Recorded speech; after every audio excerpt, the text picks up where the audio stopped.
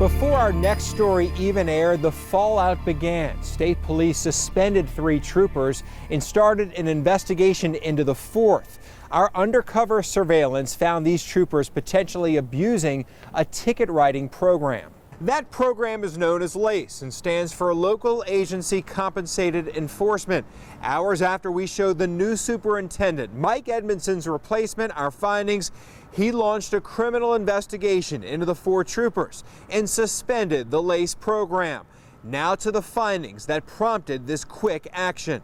There's a reason Trooper Daryl Thomas is known to most of the 1,500 state police employees. For the last decade, he's out-earned everyone. Our next story focuses on the highest paid trooper in the state. State Trooper Daryl Thomas makes more money than any other law enforcer in Louisiana, more than any district attorney, police chief, the attorney general, even his boss, the superintendent of state police. I'm outraged. Last year, taxpayers paid this trooper $240,000. But our undercover surveillance investigation, backed up by timesheets and traffic citations, shows Thomas may not have legally earned much of that money. This is absolutely, as a matter of criminal law, theft. August 17th, on his timesheet, Thomas claims he started work at 7 that morning, but our undercover camera waited and spotted him leaving for work 2.5 hours later at 9:32. For 152 minutes, Thomas stayed at home while earning money from taxpayers. When you're paid, you should be out there patrolling. Absolutely. Doing your job. You should be patrolling or doing a patrol function. We had an undercover camera at Thomas's house for 12 different work days over the past few months. What we found, for all 12 days Thomas claimed hours on his timesheet he didn't work. You don't have to take a class in criminal law to know that you can't submit fraudulent timesheets. September 4th of this year, Labor Day, Thomas billed taxpayers for 16 hours. The first 6 hours he worked a ticket writing overtime shift in St. Charles Parish. Then from noon to 10 p.m., his timesheet shows he worked his regular state police shift. But our undercover camera caught Thomas at home from 11:10 until 5 p.m. Almost 6 hours of that workday, Thomas didn't work. The next day, September 5th, Thomas's timesheet shows he worked until 10 p.m., but he arrived home at 6 and stayed there until 9:13. For 3 of the last 4 hours of his shift, Thomas's car remained in his driveway. September 6th, again, Thomas claims he worked 6 a.m. until 10 that night, but our surveillance unit spotted him arriving home at 9:26 a.m. He left at 12:43, but less than 6 hours later, he once again pulled into his driveway, and his car stayed there for 3 hours until he left just after 9 p.m.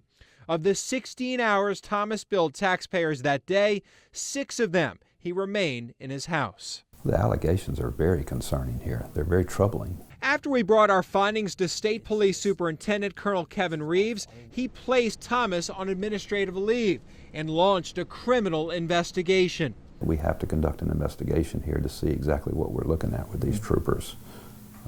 What we've seen on the camera is of great concern. Thomas has historically been the highest overtime earner in the state and is consistently ranked among the state's highest paid employees.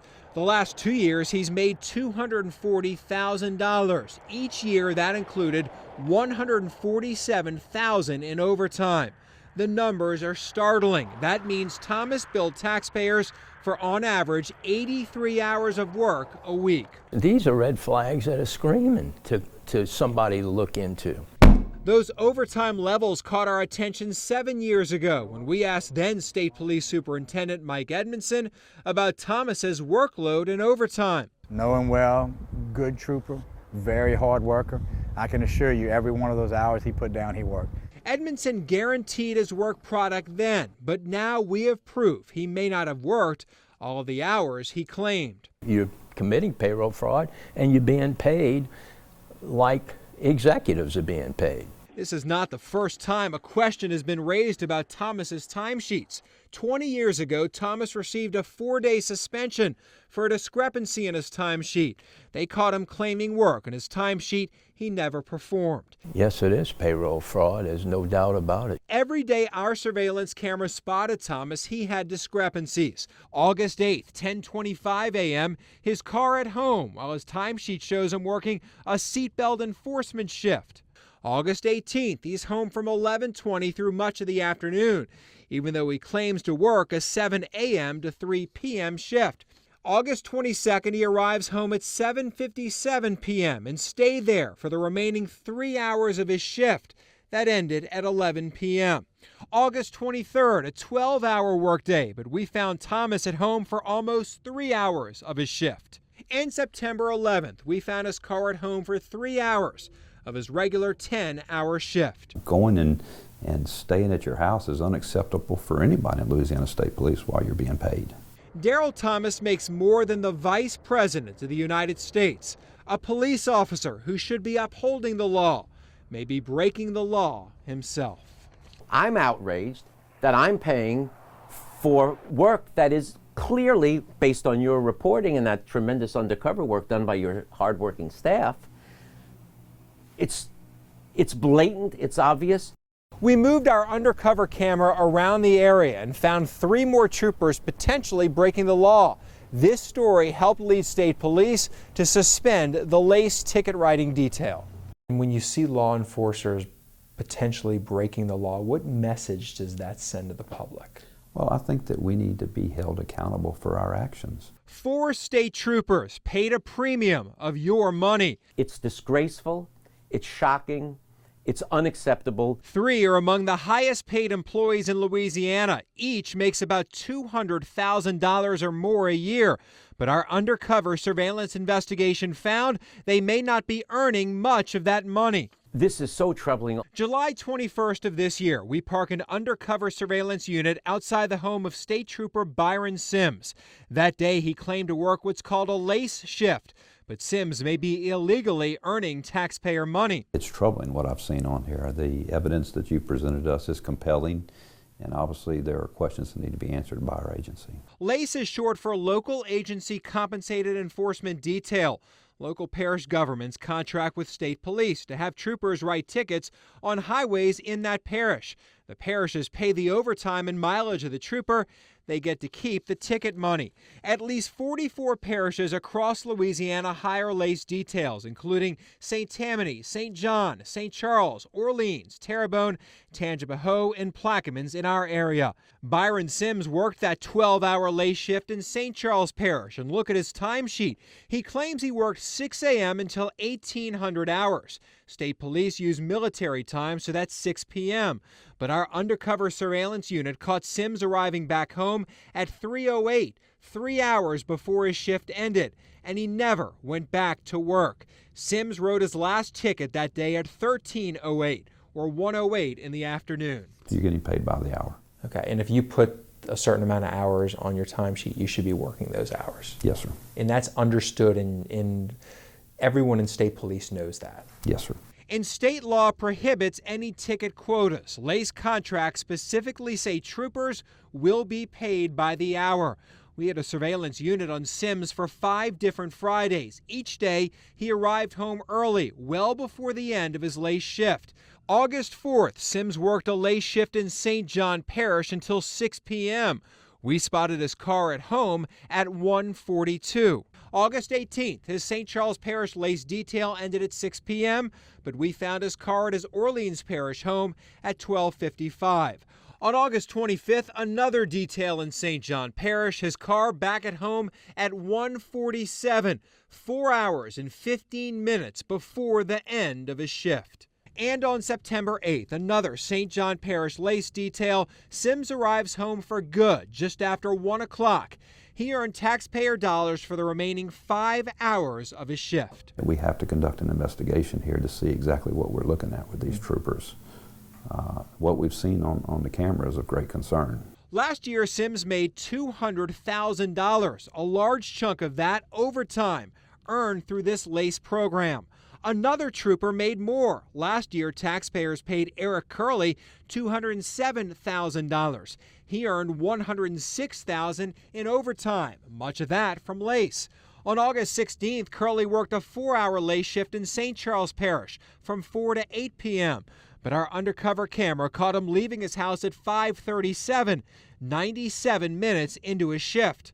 On August 21st, Curley worked a 5 to 9 p.m. Lace shift in St. Charles Parish. He left his house at 5:35 and arrived back home at 8:43. Should there have been more oversight in all of this?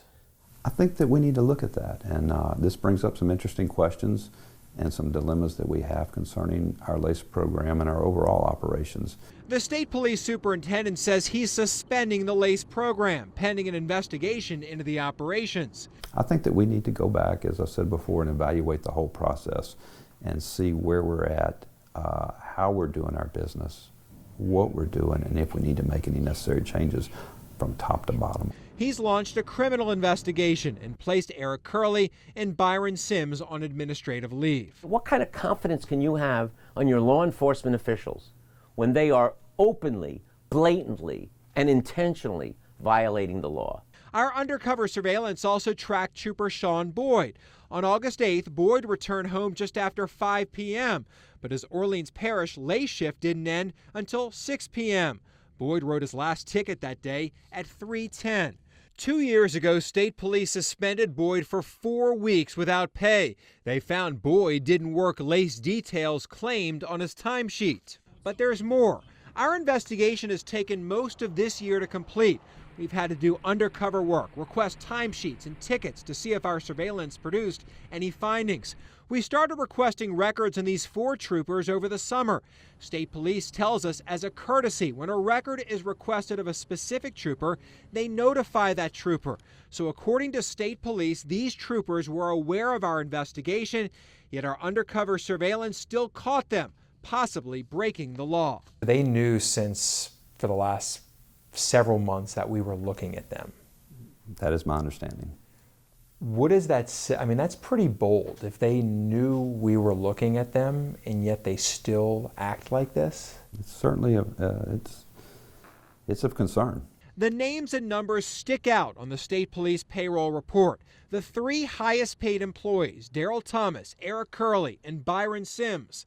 Our extensive investigation has found all 3 may be improperly earning your money. If this evidence is true, that they were not working those hours, and they reported those hours, and they sought and obtained remuneration for those hours, that is theft, period, end of story. You don't have to be a genius to know that. That's theft. They should be prosecuted. The cover-up is sometimes worse than the alleged crime. In this case, it may be just as serious. Now, how is that possible? The guy got a... Oh, my goodness. A trooper can't be in 2 places at one time. The shocking findings when State of Unrest returns.